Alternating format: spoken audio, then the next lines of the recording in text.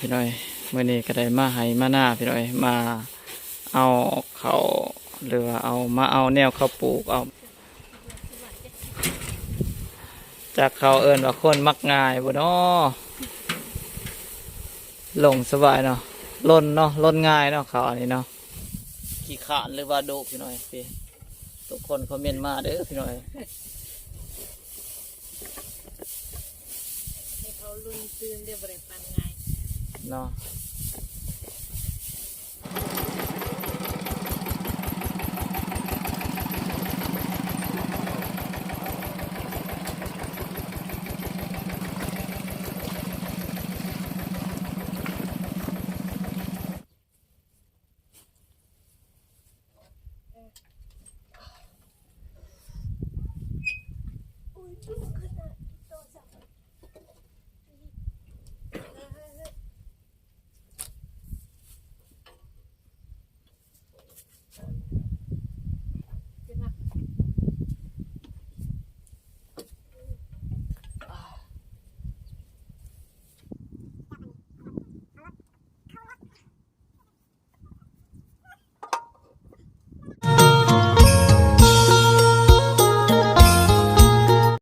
กับสบายดีพ่อแม่พี่น้อง FC เบิร์ดสุกูสุขคนพี่น้อยมื้อนี้หน่อยบ่เราไต่ก็ได้เมื่อเยี่ยมยามให้หน้าอีก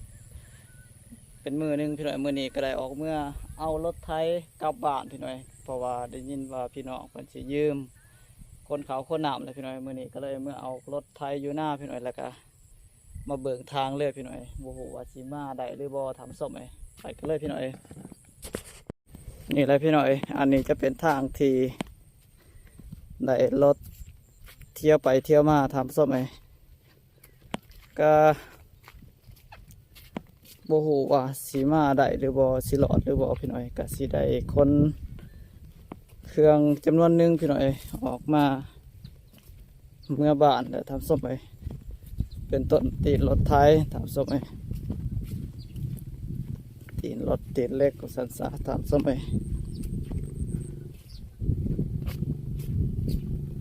โอ้โหสิหลอดหรือบ่ทำส้ม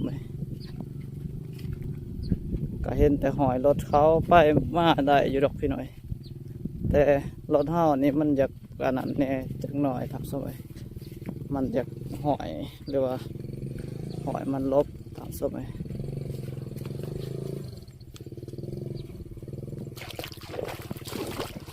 เศร้าลาเพิ่นพี่หน่อย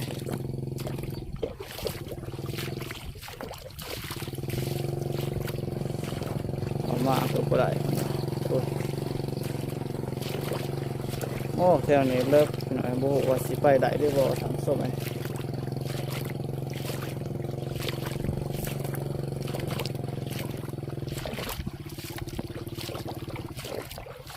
บอนนี้มีหวยบ่ยังบ่ทันได้ขายปลาบ่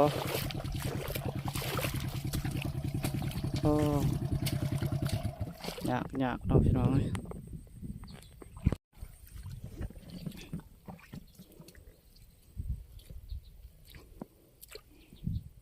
มัดไว้อย่างดีเนาะจะได้สิได้ขายจังได้บ่นี่คือว่าพี่น้อยมื้อนี้ก็ได้มาให้มาหน้าพี่น้อยมาเอาเขาหรือว่าเอาแนวเขาปลูกเอาเมื่อก่อนทำส้มก็มื้อนี้ก็เช้าลาเพิ่นได้ยี่เขาทำส้มเพิ่นสบายพี่น้อยนี่อยู่เทิงอันนี้เลยกองเขาเลยทำส้มก็มื้อนี้ถือว่าบ่เอาเกลือโบกมาใส่เนาะสงสัยว่าลืมเอาตีนเป่าพี่น้อยมายี่ใส่พี่น้อยนี่อยู่เทิงกองเขาเลยทำส้มสะดวกสบายพี่น้อยเพราะว่าจากเขาเอิ้นว่าคนมักง่ายบ่เนาะลงสบายเนาะล่นเนาะล่นง่ายเนาะเขาอันนี้เนาะเขาK16พี่น้อยเขาแนวพันธุ์ที่เขามาใหม่และทำส้มก็ถือว่าล่นดีและทำส้มหลายคู่หลายคนน่าจะบ่อยากได้พี่น้อยเพราะว่ามันเป็นเขาที่ล่นง่ายแต่เรื่องกกเรื่องก้อนเนี่ยถือว่าแตกได้ดีพอสมควรทำส้มวันนี้มายี่เขาสบายพี่น้อยเทิงกองเขาเลยพี่น้อยนี่แหละท ทางนี้ยังบ่ทันได้ปั่นเด้อพี่น้อยเพราะว่าเส้นทางก็ยุ่งยากหลายทำส้มคนเขาคนน้ำก็ออกมาแต่ไห้แต่หน้าเมื่อบาดเมื่อเมืองแมนบ่ได้นะทำส้มเลยได้หยุดไว้ก่อนถ้าเส้นทางมันแห้งก่อนพี่น้อยจึงสิได้มาปั่นแล้วก็สิได้คนเมื่อบาดเมื่อเมืองทานผู้ส้ม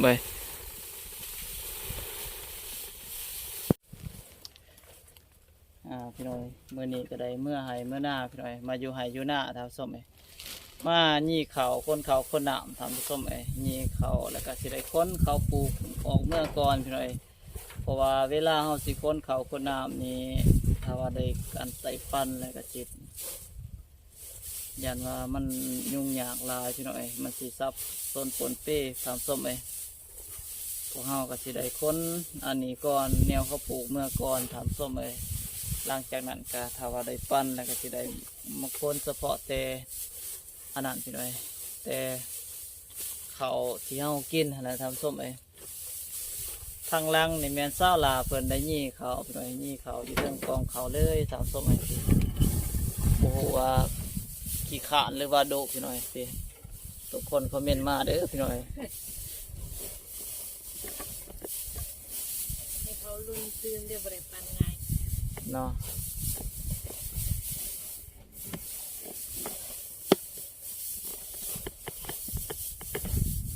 บรรยากาศย่ำเที่ยงพี่น้อยมื้อนี้ก็ได้บ่ได้เมื่อซอยคุณพ่อคุณแม่มาเกี่ยวข้าวพี่น้อยเพราะว่าเฮามีเวียกจำเป็นอะไรพี่น้อยพักหลายมื้อหลายวันแล้วพี่น้อยที่บ่ได้เมื่อเยี่ยมยามให้หน้าพี่น้อยมื้อนี้ก็เลยได้ญาติโอกาสญาติเวลาแล้วครับสมัยพักโยบ่ได้เมื่อซอยเพิ่นก็ได้มาหน้า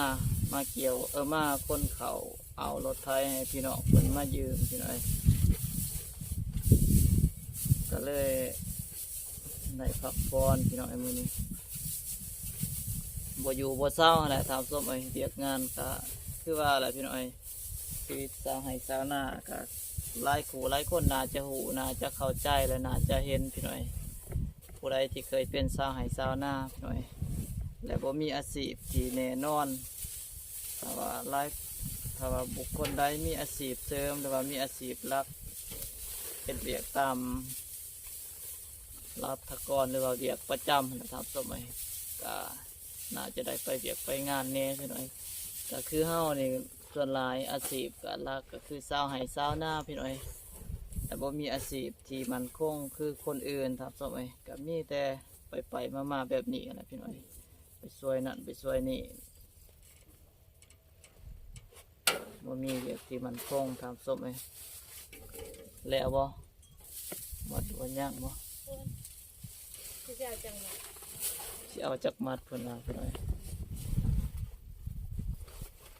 สิเอาจักมัดเบิ่งเอา เมื่อยพี่น้อยจักหน่อยก็สิได้เอารถไถเมื่อบ้านนี่พี่น้อยมีพี่น้องคนมายืมรถไถพี่น้อยว่าสิค้นเขาหั่นแหละครับส้มมื้อนี้ก็เลยเมื่อหน้าแล้วก็เลยเอารถไถแล้วก็สิเมื่อคนเขาปลูกเมื่อน้ำพี่น้อยบ่ฮู้ว่าสิรอดหรือบ่พี่น้อยก็ฝากเขามาติดตามส้มมาลุ้นเบิ่งลุ้นส้มน้ำกันพี่น้อยพี่น้อยประมาณนี้พี่น้อยมื้อนี้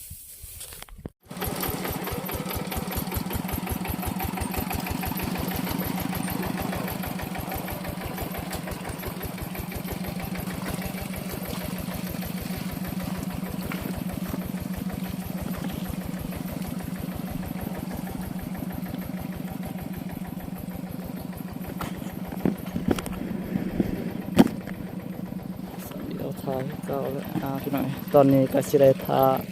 เศร้าหลามาอัดประตูให้เขาก่อนพี่หน่อยนี่แหละยังบ่ทันได้เปลี่ยนกิ่งรถพี่หน่อยเพราะว่าญาติมันรถไปบ่ฮอดทับส้มรถแบบว่าบ่มีห้อยพี่หน่อยญาติว่ามันไปบ่ได้พี่หน่อยก็ใส่ตีนเล็กออกมาก่อนทับส้มนี่แหละอันนี้จะเป็นแนวข้าวปลูกทำส้มแนวข้าวปลูกที่เฮาได้เอาเมื่อบ้านทับส้มแล้วก็มีสอบนึงเป็นข้าวสีเมื่อสีกินทับส้มนี่แหละตอนนี้ก็ถ้าสลับเพิ่นมาแล้วก็สิได้อัดหัวประตูหัวให้เขาก่อนทับส้ม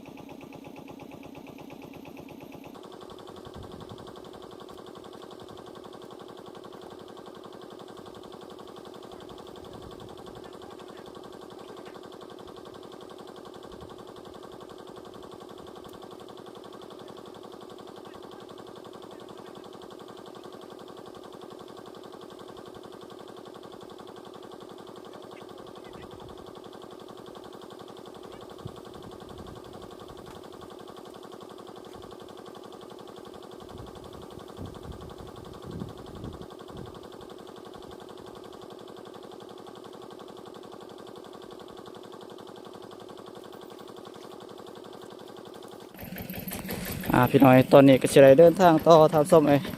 เสียดายบ่มีคนจับกล้องให้ทำส้มเอ้ยพี่น้อยตอนนี้ก็ถือว่าผ่านพ้นไปได้ดีทำส้มเอ้ยได้ออกมา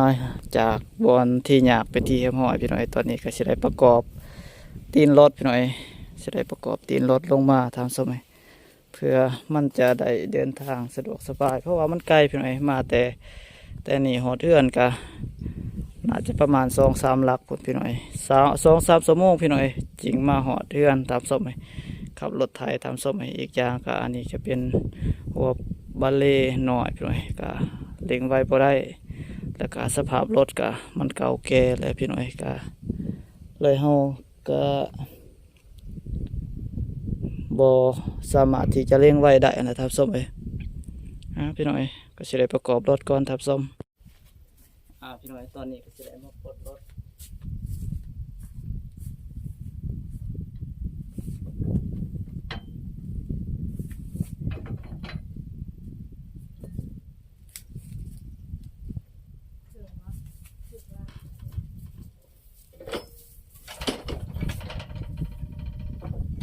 ดึงมันไปทางไหนดึงไปอีก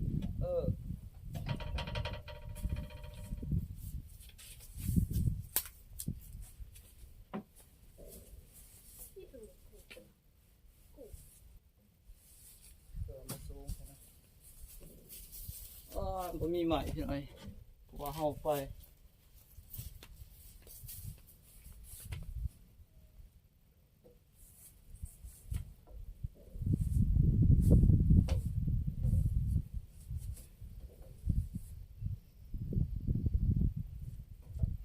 โตเยอะโตต่างๆเยอะ ตัวตั้งไงคันเดเตะจัง ลำปลาแน่นี่ในวางแน่ก็เรา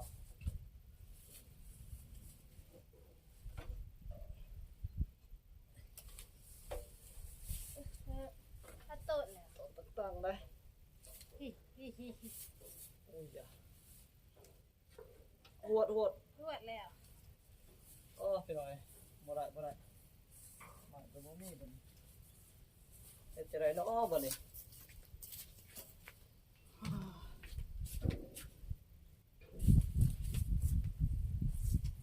ได้แล้วแหละตอนนี้เดี๋ยวว่าต้นแม่เยอะ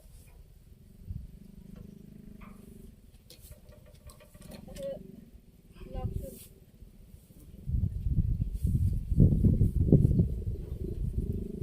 เดี๋ยวอีดำกับเพื่อนตัวไหน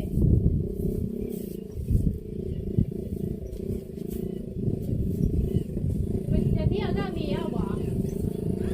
เที่ยวทางนี้ไอ้กินตัวจริงดอกนี่ดอก ไป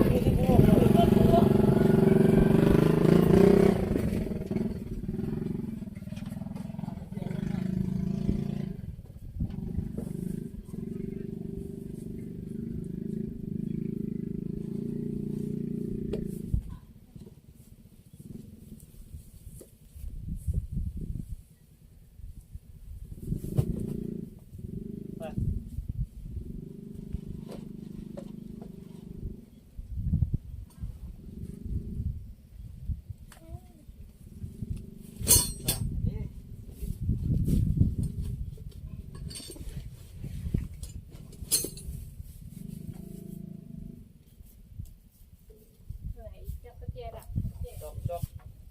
SOS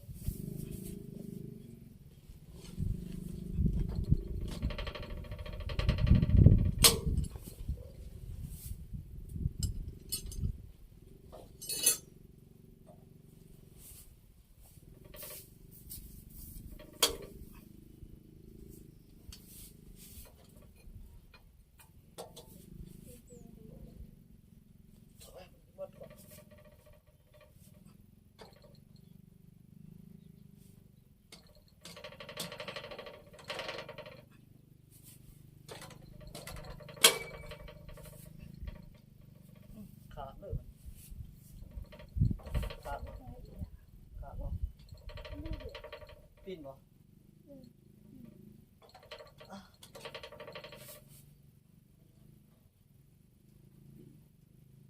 จับบ่นี่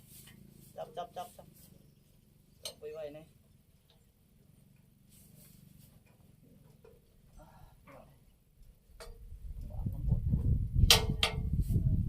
ว่าหันแล้วเครื่องอีก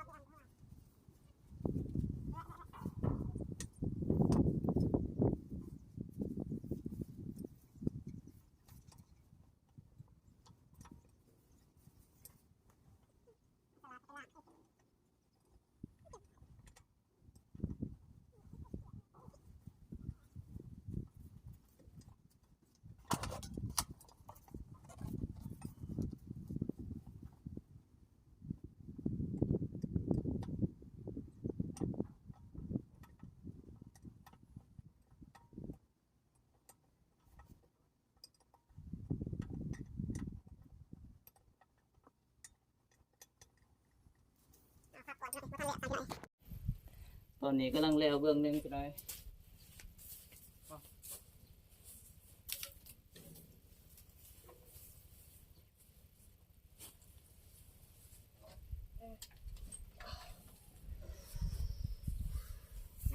นักพี่น้อยเอาไปไว้ก่อน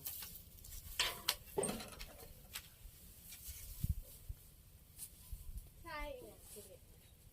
เอาสายไฟ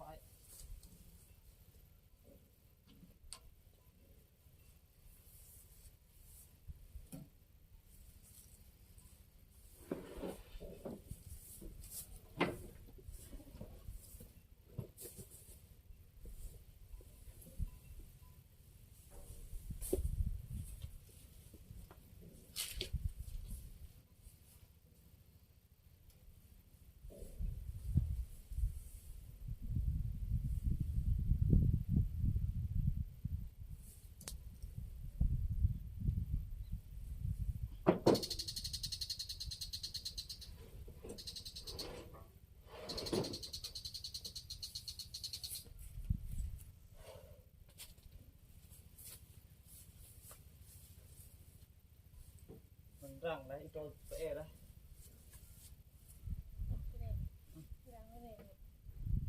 ก็ต้อง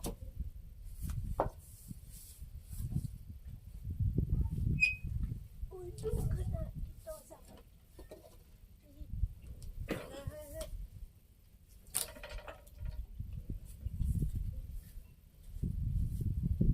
โตได้แหละ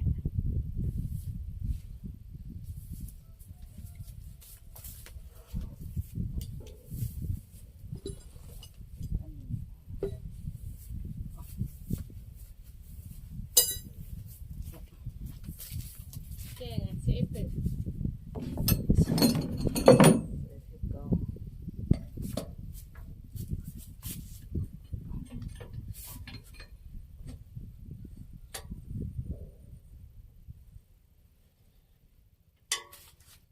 เนี่ยจิตใจ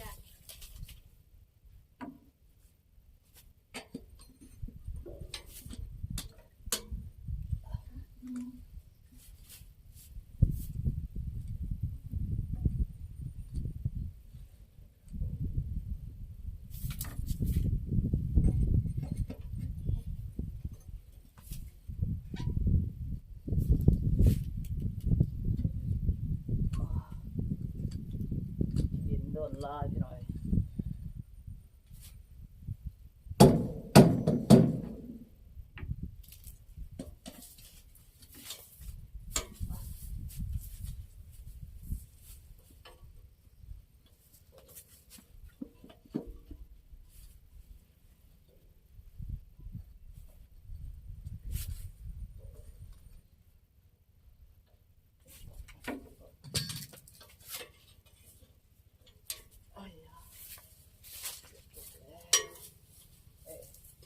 แต่อ่านกัน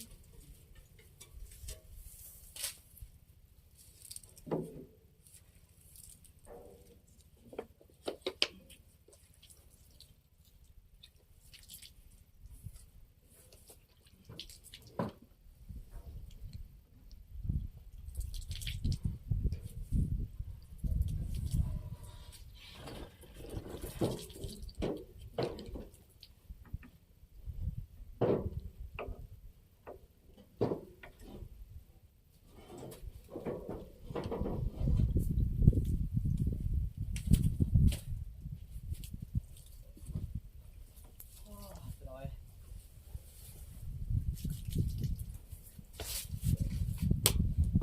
เมื่อย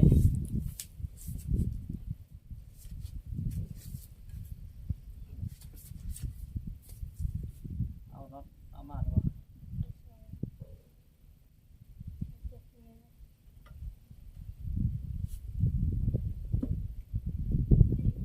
เอาเจ็บนี่ ถ้าเจ็บตึงไงตึงรูกล่ะ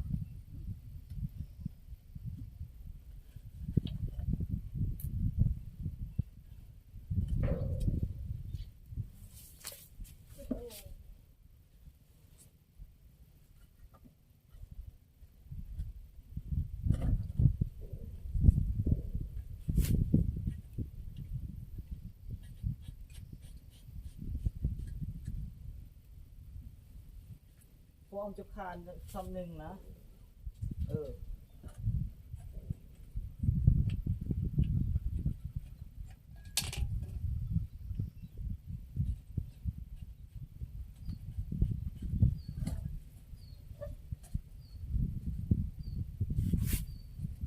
คำหนึ่งก็พอแหละ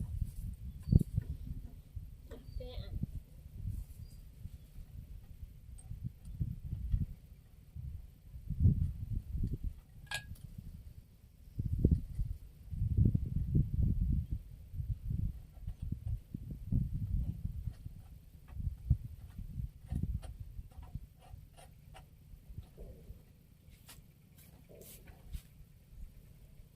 มีเรื่องมันชิ้นเนี่ย เบ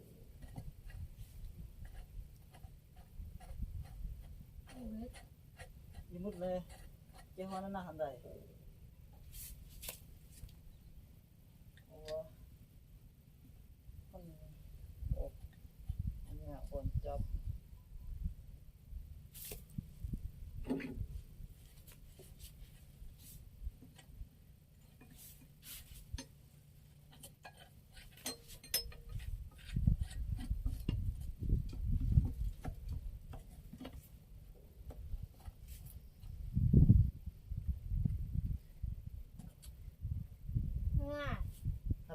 แล้วบิดนี่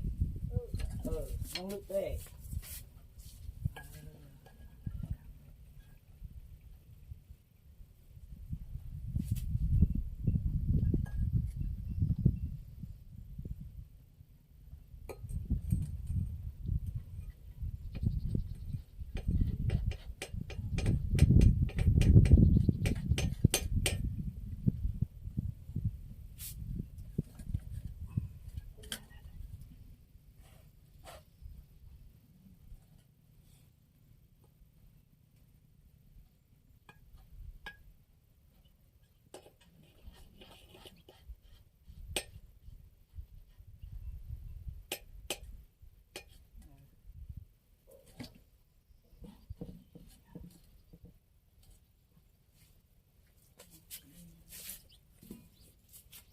เด่นเยอะ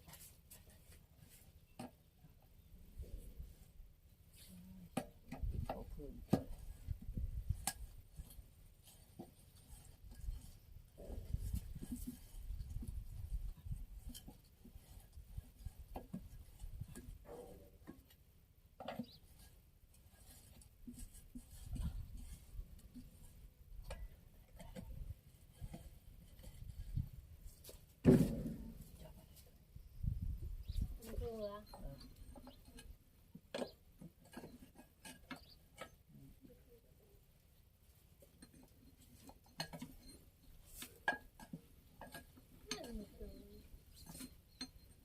มันยากเนาะ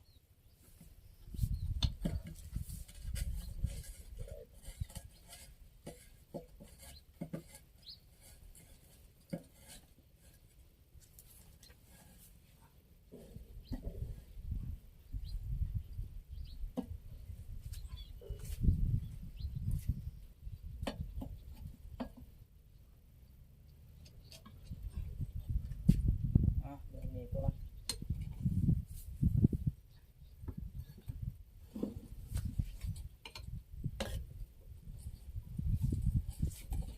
เห็นบ่เห็นบ่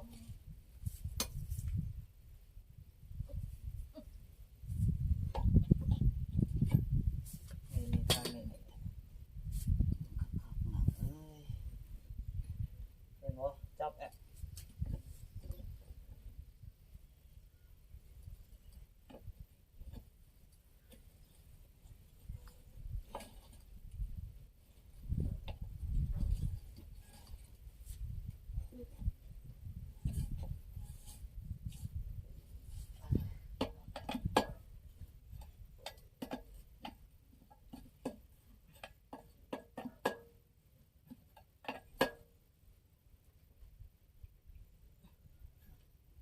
อันหนึ่ง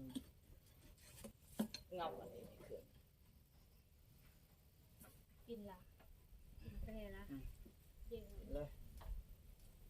ปิดเลยปิดเลยเพื่อจะสบายใจเลยเห็นบ่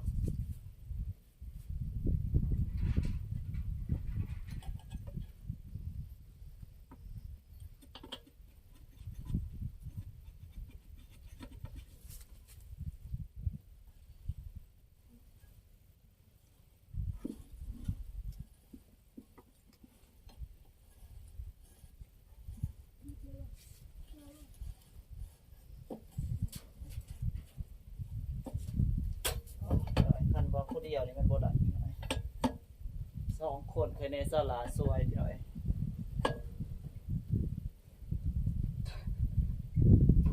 หลานผู้เดียวนี่มันบ่รอด เจ็บมาก ได้แล้วจักแล้ว พิษอีกเจ็บมาก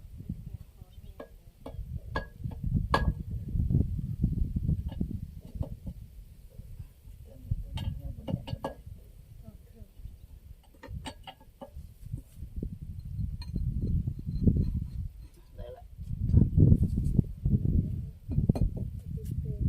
พี่น้อย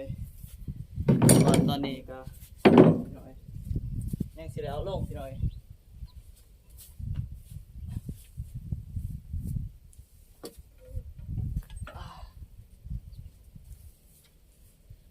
ลงแล้วเอาคืนได้ปะนี่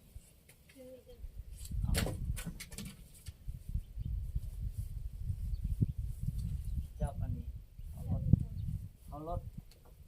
เข้ารถ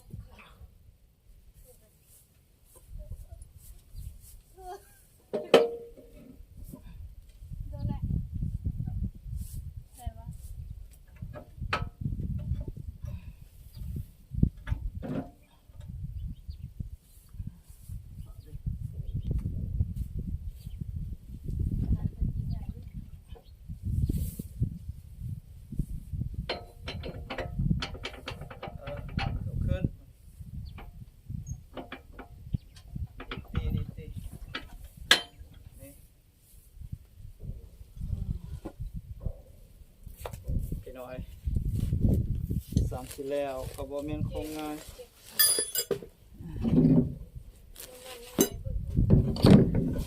เรือแล้วน้ำมัน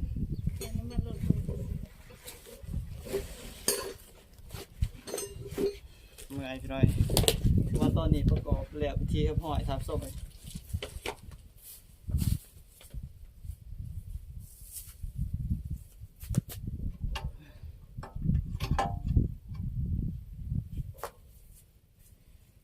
แล้วพี่น้อยจะได้เดินทางต่อเลยทางส้มกับยันมาRT 85 FTF เนาะจะได้กดของกดเครื่องกดอันนี้ก็โต้งพี่น้อย2 อันจะได้เอาเมื่อหลังจากช่วงนี้ก็ฝนเศร้าตกแล้วก็เฮากับมางออกกูออกพี่น้อยก็จะได้เอาเมื่อป้าไหวมาใส่ปีนาถามส้มไหมพี่น้อยก็ฝากเขามาเป็นกำลังใจให้ในเด้อพี่น้อยพวกเราจะได้เดินทางกลับพี่น้อยพี่น้อยสตาร์ทคักเยี่ยมพี่น้อย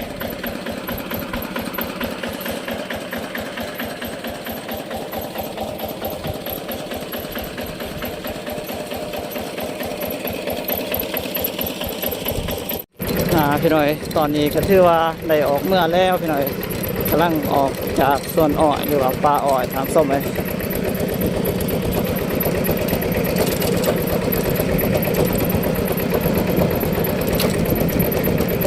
กำลังเดิน